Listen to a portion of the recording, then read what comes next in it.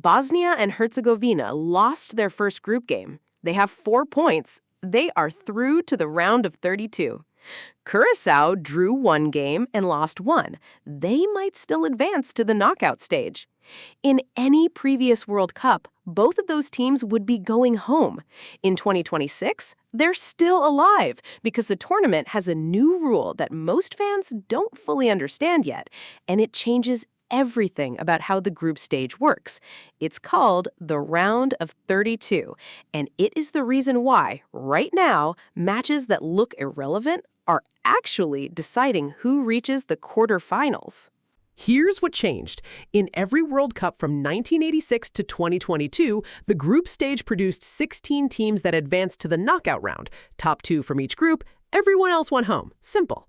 In 2026, there are 12 groups instead of 8. The top 2 from each group still advance, that's 24 teams, but then FIFA added a third category. The 8 best third-place teams from across all 12 groups also advance. The top 2 teams from each group automatically qualify for the round of 32, guaranteeing places for 24 nations.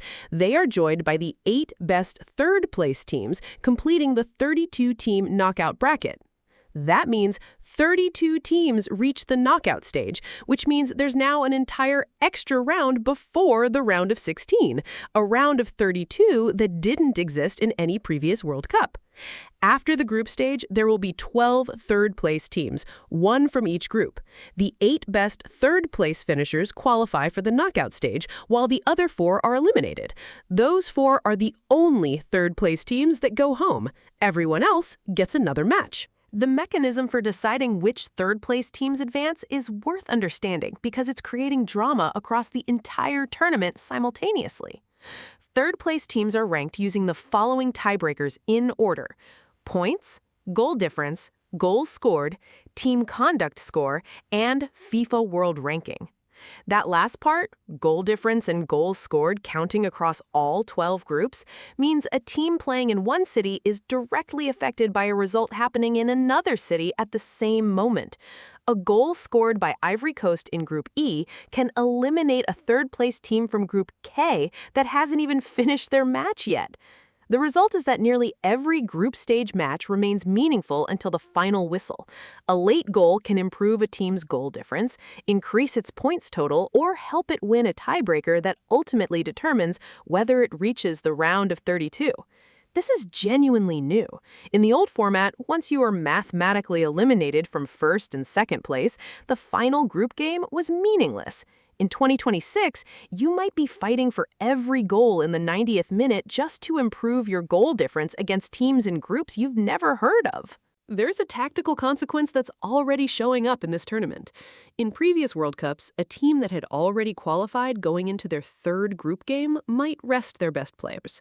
Nothing to play for. Might as well protect them for the knockout stage. Coaches did this openly. It was accepted.